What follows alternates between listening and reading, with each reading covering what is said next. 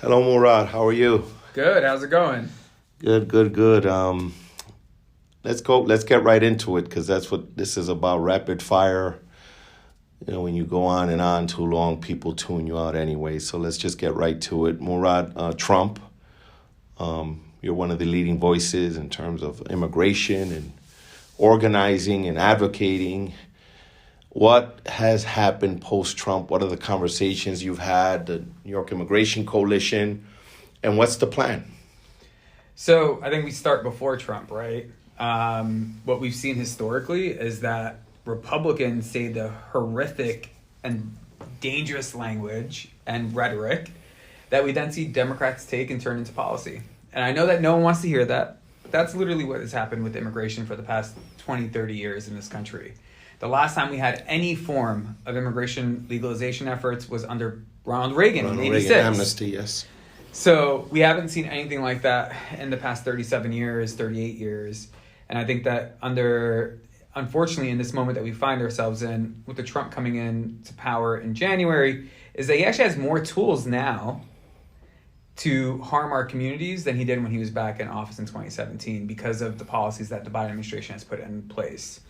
So we've been working with our membership. We have, at the New York Immigration Coalition, we have over 200 members across the state of New York that work with us day in, day out in fighting for our communities. These are community-based organizations, organizing groups, labor, academia, healthcare institutions, who really come together under a shared vision to really uplift and defend immigrants across the state of New York and ensure that people have what they need, not just to survive, but that we're creating the roadmap for them to thrive.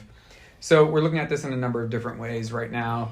With the first plank of our plan is to educate our community members.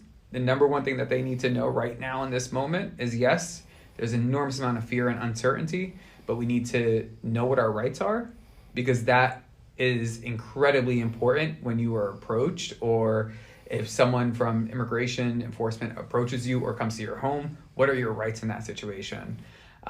Similarly, making sure employers know what their rights are if that were to be the case. This campaign of Trump went and was very clear that their number one priority was going to be mass deportation, which would actually cost $1 trillion to implement, but we don't know how serious they are or how not serious they are. But at the end of the day, we're going to take them at their word for it. This is what they did last time. They made campaign promises and they delivered when they went into office. So regardless if it's legal or not, they're going to do what they want to. And we've seen this happen before. The second plank is ensuring that we are gearing up for a really strong fight to harden and defend our folks here in the state of New York through strengthening our sanctuary policies at the local level as well as the state level. And then the third plank is making sure we're fighting back against some of these policies that we know are going to be unconstitutional, and actually not just fighting in the streets or in the halls of power in Congress or in the city or the state legislator, but actually in court to ensure that we're defending our people. And every tool that we have is going to be at our disposal to hold back and fight as much as we can to keep everyone's rights upheld. Are the institutions of government prepared? What's your sense? I think that they're getting prepared. I think the city is doing what they can, regardless of what we're hearing from, Mayor Adams in this moment. I think the city agencies know what their roles are and what is legally allowed and what's not. We have worked in the city for 38 years to make sure that we are building up structures to protect communities across the board, not just immigrant communities, but all communities here in the city of New York and the state of New York, but specifically in the city. We have really great laws on the books already, local law, that it's not like someone can flick their finger and then those laws go away. So we're okay at the city level. We need to strengthen those laws, though. And at the state level, I think that we have a long fight ahead of us to get New York for All Act, which would be similar to some of the policies we have here in the city, which pretty much means that we will not use state dollars to collude with ICE. At the end of the day, that's what New York for All will do, is prohibit state dollars from being used for immigration enforcement without a judicial warrant. And most times people think that ICE operates under the color of law. They don't. They're probably one of the most rogue agencies in government, where they can lie to you at your door. And they can create their own, quote unquote, I'm doing air quotes for people who can't see, say that they have a warrant, but it not be a warrant. It's like something that they wrote themselves. So if we've seen what they have done before, we think that they're going to come back with a vengeance right now. And we're just preparing our communities as best as we can, and we need local and state government to step up as well. But they're stepping up. That's the question. Are they stepping up? We're pushing them to step up. They have no choice, because at the end of the day, if they don't, this is what's going to end up happening. Already, immigrant communities across the state, those with papers and documentation and status, and those without, they are already contributing $63 billion a year. $63 billion a year in state taxes. The immigrant community's spending power here in the state of New York is $150 to $200 billion a year. Imagine all of that going away. Right? You want to talk about not having the workforce now that you need? Imagine losing a great deal of your workforce, where 5 million people who are employed in this state are immigrants. And Trump is not only going after people who are undocumented. He's going after people who also have status. So this isn't, that he's going after X person or Y person. He's going after everyone. And they're being very clear about that right now. Does a migrant have something to worry about?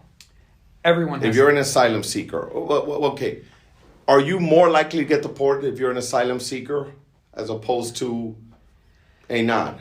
I think people generally get sort of not confused, but sort of are not aware of all the different statuses that people can be applying for. There's asylum is one form of status that you can apply for. And most of the people who have come from the southern border and most people who are seeking refuge and safety in this country do apply for asylum. But sometimes when you're doing that, you're also then afforded different opportunities to apply for something else. So if you are someone who has applied for temporary protected status, you may have become a victim of a crime, then you're eligible for something. There's a number of different things.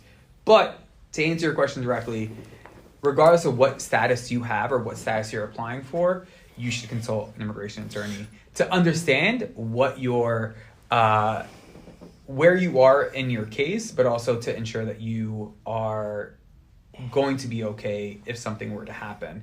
But everyone should be worried right now because of this administration's lack of interest in upholding the current law that we have. And we've seen them literally do things that were unconstitutional in their first administration, and we expect them to do the same again. So the reason I ask is simply put, he ran on, right? And we've heard it time and time again, right? Migrants.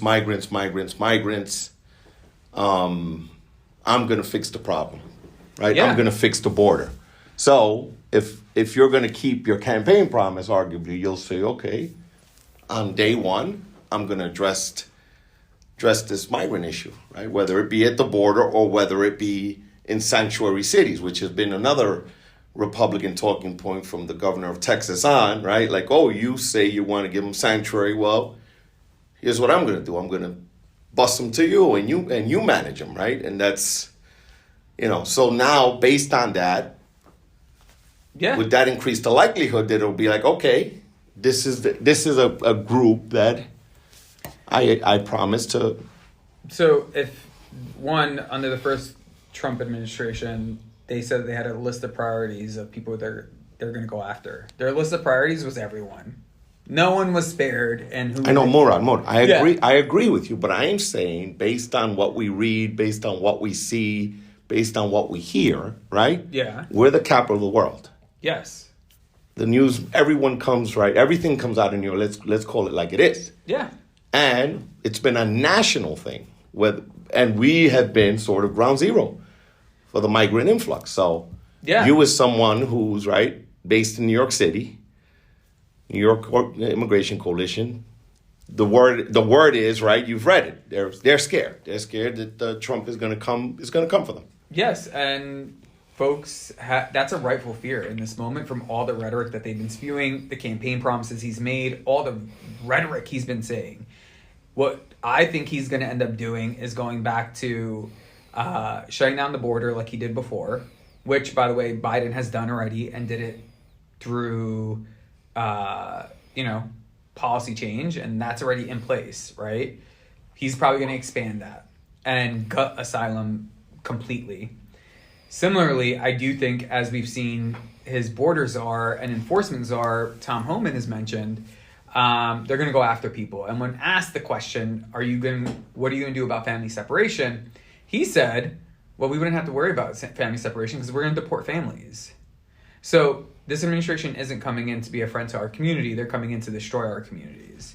And to your point before about New York City being the ground zero of the past couple of years with the increase in folks coming to this country, is first and foremost, New York City for generations has been built by every wave of immigration. So regardless of what people may be seeing right now, my family, your family, and other families, unless you are from the Lenape community, no one has a right to these lands but them. So simply put, every wave of immigration has contributed to what New York is today. From our roads, our bridges, our skyscrapers, to our local economies, our food, everything has an impact of immigrants. And that will continue. That has been what has powered this city and this state forward for generations and will continue to do so. The attacks that we're going to see right now and the limelight that we ended up being under is in large part because of the mayor's rhetoric. And him, instead of actually saying this is a golden opportunity for the city that has lost over 400,000 people, this is an opportunity for us to ensure that we can continue to build a city that's going to continue to thrive. And instead of doing that, he scapegoated the community. He started to blame the community for all the issues that we were seeing fall in this moment, right? Affordability. That has nothing to do with people being here. That has all to do with the past 6-7 years of affordability crises that other communities are facing. Now everyone's facing it. Milk's too expensive, bread's too expensive, gas is too expensive. Those are things that we don't have power over. But we could have stood up better programs to support communities to deal with the affordability crisis. The same with, the mayor blaming budget cuts on the influx of people. The mayor had budget cuts in his first budget in June, and then the buses didn't come till the end, August. So how are you blaming asylum seekers for budget cuts that you already implemented before? So I think that there's been a lot of national attention to that last piece that then is very unusual for a place like New York to be saying things like that. So I think that's where... But Murad, what would you say to someone who says, okay, you're saying you have your criticisms of the mayor, right? Yeah. And you've been very vocal about it. Yeah. What would you say to someone that says, well, the proof is in the pudding. The billions of dollars have gone out. So to say that, okay, he may have said this, he may have said that, but billions of dollars have been spent on migrants, on housing them, on healthcare, on feeding them. What do you say to that? Because the reality is the money's is out the door. So the money being out the door... But I'm saying the fact that to say that the money hasn't been spent, right? The reality is it's been billions of dollars spent on the issue, on housing again. Of which, look, I'm not saying that the system's perfect either. I'm saying that Biden failed massively in this moment. Okay. Biden should have made sure that the border is being managed by the people who should have been managing it, not letting a bigot like Texas Governor Abbott actually running amok of the situation and pretty much targeting communities like ours here. But at the same time, while the feds weren't delivering the billions of dollars that they were promising, the city did get $600 million from the feds. The state has invested over $3.9 billion already in the city. So this has not been a burden solely on the city of financial contribution. But it's been the bulk. The bulk has been. I don't think the bulk has been either. We can look at the numbers together. I think it's the how, right? Instead of having outside groups who've never worked with these communities come in and provide quote unquote services for them, having the groups who have been doing this work in the city do it actually would have saved the city tons of money. Instead of creating a new system, a new separate and unequal shelter system, integrating people into our shelter system. And I'm not saying that our shelter system is perfect either. And you know this. It's been widely documented for a long time. But for us to be in the situation where we have created this separate system, which will potentially become even worse if depending on how the Trump administration weaponizes it. But in this moment, we're moving towards a different direction. the city has not received the influx that we have been seeing over the past 2 years for several months now. People, for the most part in the city, will tell you this, is that after about 30 to 45 days, the vast majority of people actually get out by themselves without the mayor's eviction notices that he put in place. And the city will tell you this. Ask them. They will also tell you that the people who are struggling the most in getting out are similar to people who have always struggled to get out, which is families with children. And we don't have the services in place as a city to support these people to get on their feet quicker than normal. Because even historical New Yorkers who are in what you're saying is as the crisis has gone on, the city has improved in the managing of the crisis. I think. I mean, in all fairness. All right. Let me pose this question. No one foresaw, right? It was hard to really say the number, right? So it was like drinking out of a fire hose for argument's sake, right? Meaning the numbers and how fast. I mean, talking about 600 a day. It's what I'm based on reading and what I heard. But something of that scale, right? Separate of the sort of city homeless population, that's a hard thing to manage. Yes. Without very little to no federal assistance. Would you say from that point till now, there has been a sort of improvement in how it's been managed based on, right, your conversations? Getting the city to move away from the emergency mindset mentality was the biggest step in getting them to be more forward thinking about the future. Just being transparent with you. Okay, so then that's an improvement. That is an improvement. Okay. We need to stop thinking about things as everything's emergency response. It's not. This is a moment that we have to have systems in place to address these issues. Historically speaking, by the way, every year there's 100,000 people who have migrated to New York. And there used to be a report out of city planning that would put out the report on the newest New Yorker. And it would break down where people are coming from to New York City who've migrated here, right? And we've done this year after year, 100,000 people coming. The only uniqueness in this moment of the past 2 years is that a good deal of the people needed a little bit of help with shelter when they first got here. But the vast majority of people end up getting out. We've had 275,000 people who've come here. The city's only caring for, I think, 50,000 people right now, of which it's probably 18,000 families, which account for that. So yes, it has been a huge feat. I give the city credit for absorbing people quickly. But at the same time, they should not have been in the system for so long to get any of the services. Had we had a better system of intake, a better system of assessing what needs are, and then helping people get on their feet quicker, people would have been in the system even shorter. But I commend you for that, Murad, because at the end of the day, you're giving some credit because it's easy to play Monday morning quarterback, right? I always give credit where someone it's due. who worked in government, I saw sometimes where advocates, they're part of the ecosystem, right? Yes. And they are, experts on subject matters, right? But sometimes it's, again, governing and actually implementing and working within the confines of government, right? Yep. And then having sort of a freewheeling, right, as an advocate where you can say, this is a problem, this is a problem, that, and you know that because you have to manage an organization and organizations, right? Exactly. But here's the other question now. Do you all have the resources you need? Absolutely. I'll give you an example. I walk by night. Exactly. I walk by NICE. There's lines, right? Mm-hmm. OSHA training and opportunities and things that people are looking to help themselves, right? I know that there's a job training center in East Harlem there where I went one time. I visited, and it was like it's really sad. Yeah. It's really sad to see I think that. if we go back even before... So in that vein, right, where you're saying, hey, you're not going to always agree, right? But but this is a time for everyone to come together. Yes. Right? Everyone put their differences aside and let's figure this out.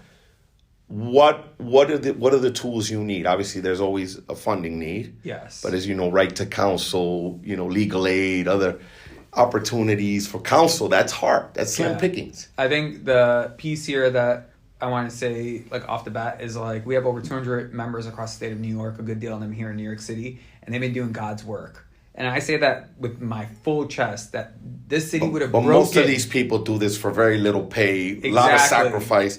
I'm saying something, let's just say, worst case scenario, nuclear option, doomsday scenario. Now, what would be nonprofits just traditionally, you don't just the way it is, right? Yeah, You're dedicated people, but the money. It's never been like institutions that have been delivering for communities have never done this for the money, but have always been underfunded by the city and the state and every level of government and now, unfortunately, this is not this administration. It's been traditionally. No, I'm talking about payment to nonprofits. Oh God, this is not. But I'm saying that's an issue, right? Yeah, this is not obviously related to this admin. It's been an ongoing thing. Yeah, and that's for a while. Forever. Literally so you factor all those things in. Where's it going to come from? So that's where I think a lot of the work that has been happening, and I would start at COVID.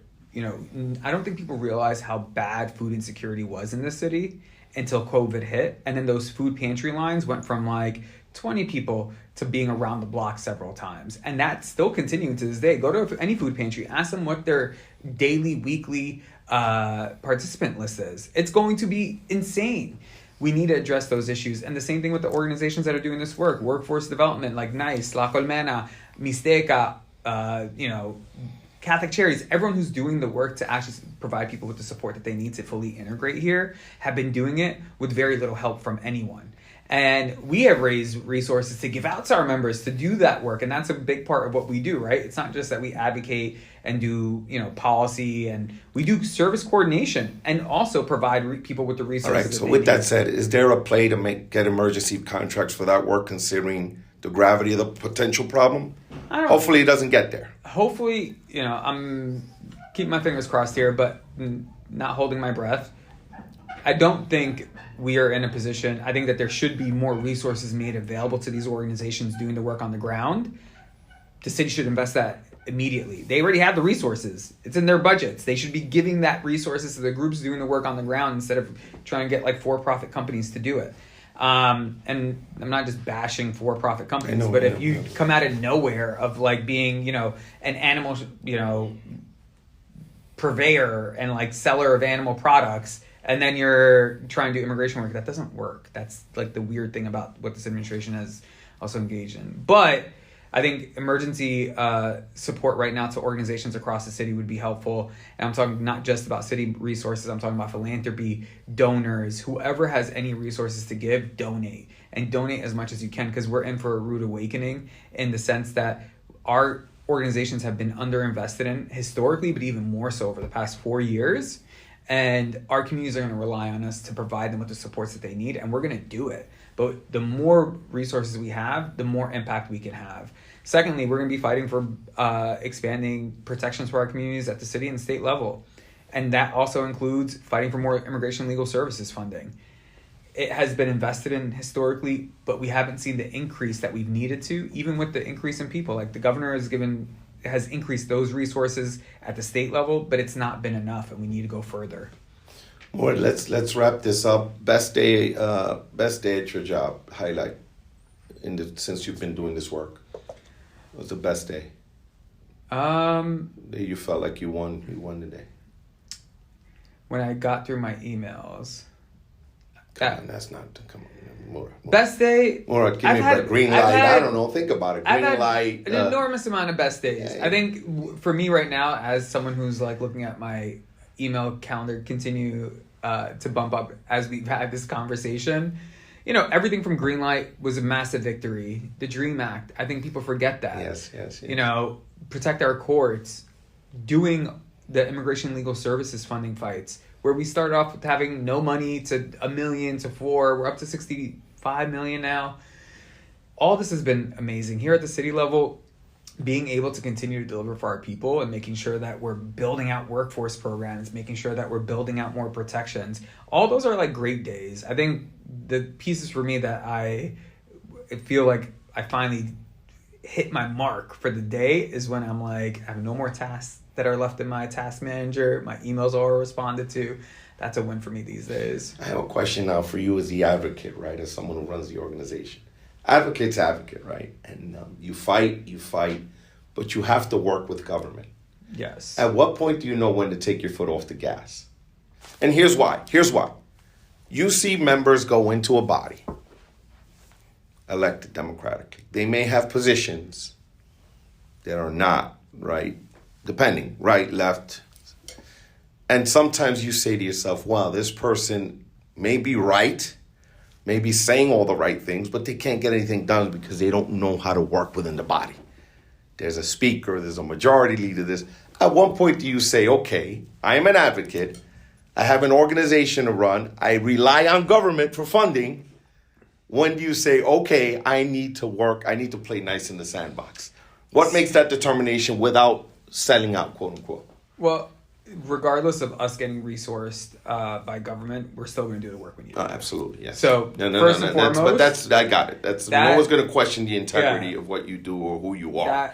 But there's politics even in the nonprofit world. Yeah, of course. And we're a coalition. We're an organization, but we're a coalition of organizations. So similarly to those bodies, right, where in the council there's 51 members, in the assembly 150, in the Senate there's 63. I have 200 people who my board is my members. So the same way that everyone has like their own systems that they have to play within, so do I. And we have an enormous amount of structures that help us move forward. So I think when we're doing our advocacy, we know what our tools are, what our strategies are, and how we're going to fight. I think the piece here where it's like, at what point are we winning to deliver material conditional changes for our communities that will help us continue to fight forward without being shut out or put in a box? Yeah, and look, we've been shut out a number of times. You know, there's sometimes people are like, how's this administration even speak to you anymore after what you've said about them? I'm like, I'm not talking shit about people. I don't know if I can curse here, but you know, it's not about doing like talking crap to talk crap. It's like, these are real criticisms that we have. And yes, it's been lonely sometimes when you're the only person doing the criticisms because people are scared of like people having retribution against them. But at the same time, it doesn't matter.